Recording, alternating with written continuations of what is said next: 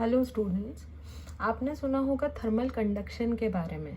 तो कंडक्शन होता क्या है? थर्मल का मतलब हीट, करेक्ट। ये तो आपको पता है, थर्मल थर्मोमीटर हीट से रिलेटेड, ठीक है। कंडक्शन का मतलब ट्रांसफ़र होना। किस तरीके से ट्रांसफ़र होना? Transfer of internal energy by microscopic collision and vibration. कैसे? आपने मान लिया कि यहाँ पर गैस, ये इतना एरिया है जिसके अंदर गैस के मॉलिक्यूल्स हैं, ठीक है। ये कलर के, पिंक कलर के मॉलिक्यूल्स आपको क्या मिल रहे हैं? गैस के मॉलिक्यूल्स हैं, ठीक है। अब ये गैस के मॉलिक्यूल्स क्या करेंगे? एक दूसरे से टकराएंगे, क्योंकि ये मूव कर रहे हैं, इधर से जाके इधर टकराएंगे, ठीक है। तो ये क्या करेंगे?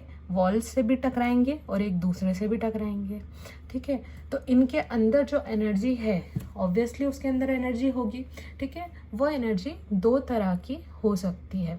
कौन सी? पोटेंशियल एनर्जी और काइनेटिक एनर्जी।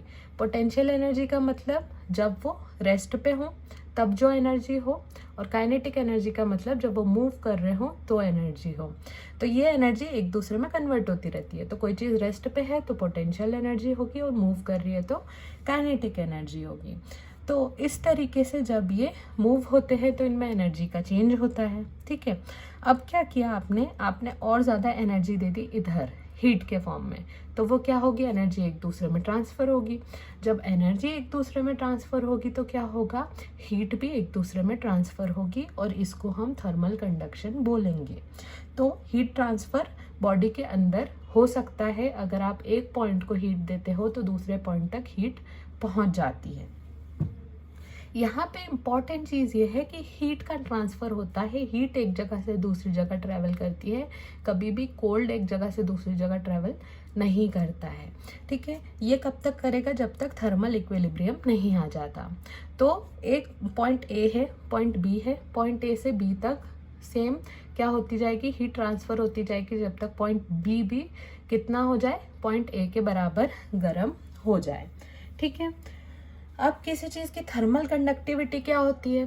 थर्मल कंडक्टिविटी का मतलब होता है कि वो कितनी ज़्यादा हीट को अपने अंदर कंडक्ट होने दे रहा है, ठीक है। अब यहाँ पे इंट्रामोलिकुलर ट्रांसफ़र के बारे में बात करें कि कोई फ्लूइड्स में कैसे होता है? कोलिजन के द्वारा होता है, जो अपन ने देख लिया।